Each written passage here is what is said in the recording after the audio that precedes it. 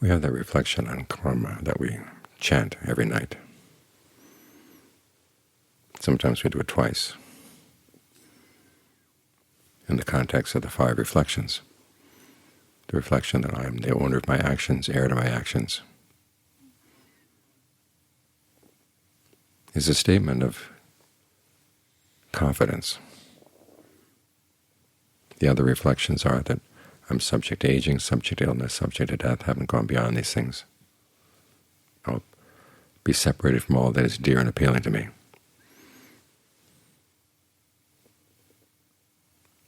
You think about that, and it can get you down. At the very least, it gives rise to a sense of samvega, a sense of dismay. What's the way out? It's through our actions.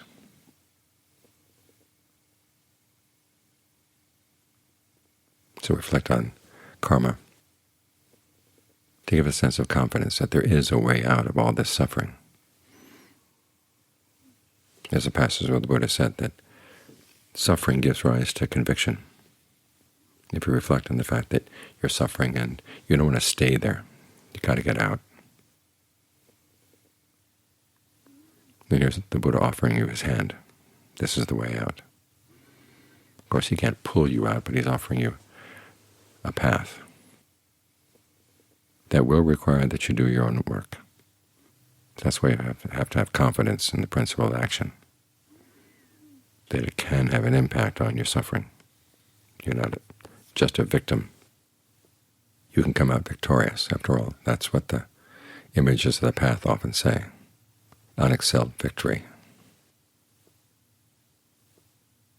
Victory over what? Over our ignorance, over our craving. All of our foolish tendencies, our ways of looking for happiness that don't really work out, but we keep doing them again and again and again. The Buddha says the reflection on action also gives rise to a sense of heedfulness, realizing that whatever you do for good or for evil, your actions really do make a difference. There was one time when a young monk was asked, what is the result of action? He said, all action results in pain. Dukkha is the word. It means pain, it means stress. And the person asking him said, I've talked to a lot of other monks, and they've never said anything like that. You better go back and check with the Buddha. So first this monk went to Ananda, and then Ananda took him in to see the Buddha. And the Buddha said, when you're asked about action, you don't say, all actions that result in pain. There was a monk nearby who had said that, or maybe he was thinking about the fact that action results in feeling, and all feelings are stressful, right? And the Buddha said, when you're talking about actions, you talk about the 3 kinds of feelings: pleasant, painful, neither pleasant nor painful. Because the point there is that when you're talking about action, you're talking about the fact that you have a choice, and it really does make a difference. If you just said that all feelings that come from actions are going to be stressful, why bother trying to be skillful? It's because some actions lead to more pain than others, more stress, more harm than others. You want to be very careful about what you do. So that's another attitude that this reflection is supposed to give rise to, is one of heedfulness. Then from there it goes on to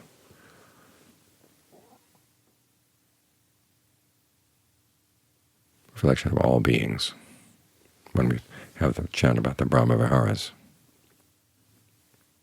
In this case, all beings are the owners of their actions. And that's supposed to go with equanimity. In the context of the Brahma-viharas, this is what it means. You start out with goodwill, and you realize that as long as you have ill will for anybody, you can't be trusted. So you've really got to work on maximizing your goodwill to the point where it's measureless. You want all beings to be happy. But think about that for a while. What does it mean? What are you wishing for? On the one hand, you're basically making a statement for your own intentions. You want to make sure that whatever you do and say and think is not going to have a bad effect on other people's true happiness. But how are they going to get into happiness? It's through their actions. They're basically wishing, may all beings understand the causes for true happiness and be willing and able to act on them.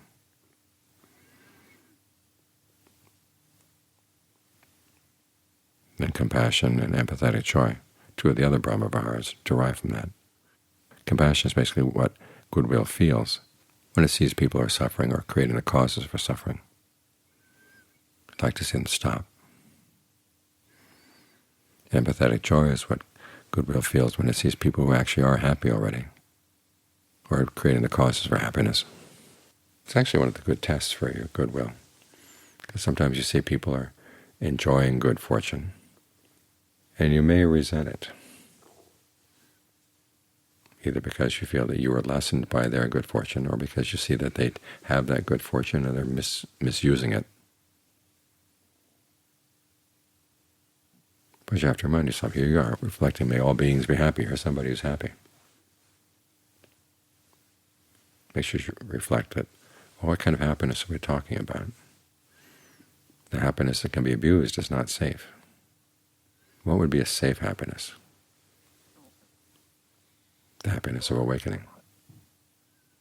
The happiness where there's no greed, aversion, and delusion to make you do foolish things with your good fortune. So when you see people who are abusing their good fortune, take it as a lesson. Maybe someday you'll be there too, having good fortune. And for your own sake, you want to make sure you don't abuse it. So this kind of reflection raises your sights as to what kind of happiness really would be worth going for.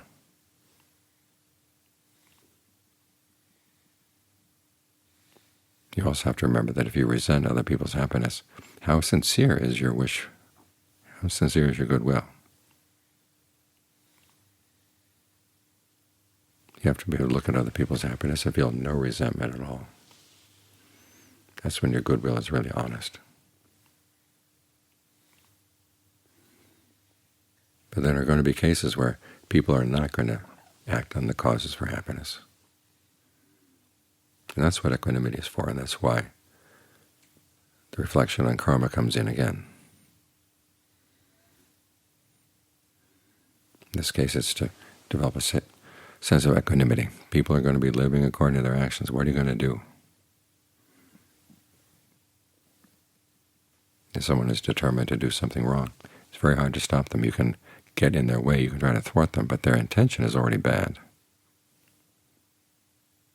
This is why teaching the Dharma is one of the best gifts you can give to somebody else. But you have to be careful who's going to listen to your Dharma. A lot of people don't want to hear it. The best way, of course, is through creating a good example in your own actions. But your attitude to other people is that you have goodwill for them.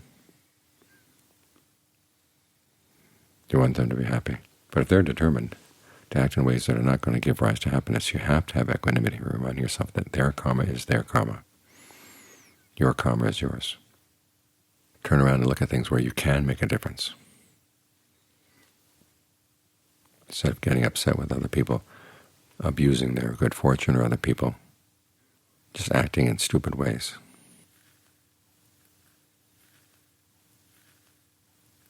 So reflection on karma has lots of implications, depending on the context. It's part of the 5 reflections. It's there to develop a sense of heedfulness and confidence at the same time. We tend to think about heedfulness as being primarily concerned with being heedful of dangers. But the Buddha also uses the word to be heedful of little good things you can do. He says, don't be heedless of little acts of merit. Just as a water jar gets filled drop by drop by drop. In the same way, little acts of merit can fill you with goodness. So it's not strange that this reflection on action gives rise both to heedfulness and to confidence at the same time. Then in the context of the Brahma Viharas, it's something else. It's a reflection on equanimity, reminding yourself that your powers in being able to influence the world are pretty drastically limited. the best place you can work is in your own mind. Make sure that your actions are based on a knowledge of what's conducive to true happiness.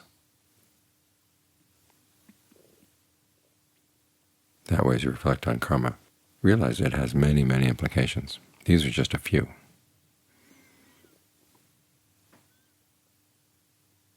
But you use this reflection to get yourself on the path, confident that you should stay on the path, and to focus your priorities as you practice.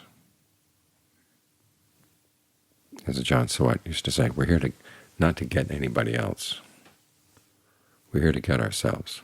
If other people are inspired by the way we practice and want to come and practice, fine. If not, we don't want to spend all our time trying to get other people, because if we do, we're going to lose ourselves. The main focus has to be inside, because that's where you really can do the work, and that's where these actions all come from. Your act for good or for evil, being an owner of an action, comes from what? Comes from your intentions.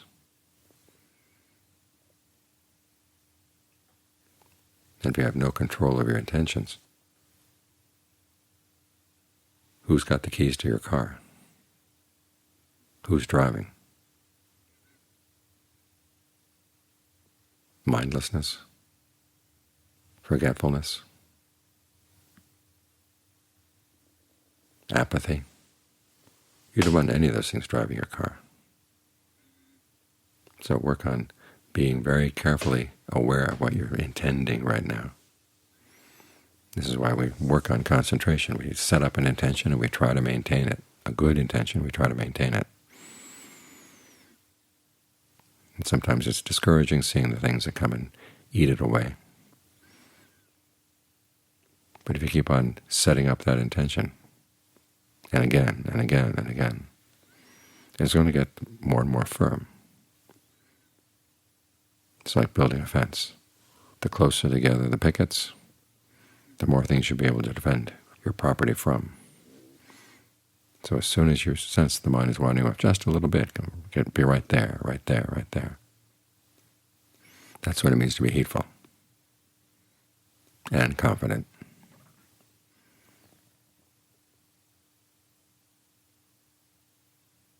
Putting aside greed and distress with reference to the world. In other words, being equanimous about the world as you focus on where you really can make a difference.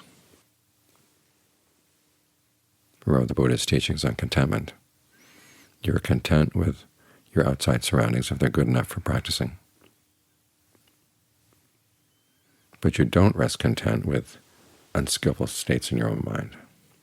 As he said, you try to put them out in the same way that a person would put out a fire on his head.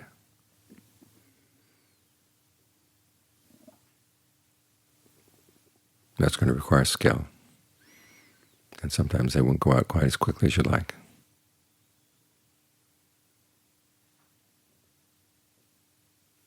But if you realize there are things that you should be content with and other things you should not be content with, you learn how to see the difference. That too is a reflection that comes out of karma. It's all about making a difference. That's why the Buddha said if people couldn't abandon unskillful qualities and develop skillful ones, he wouldn't have taught.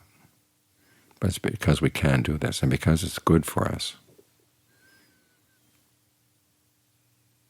That's why he taught.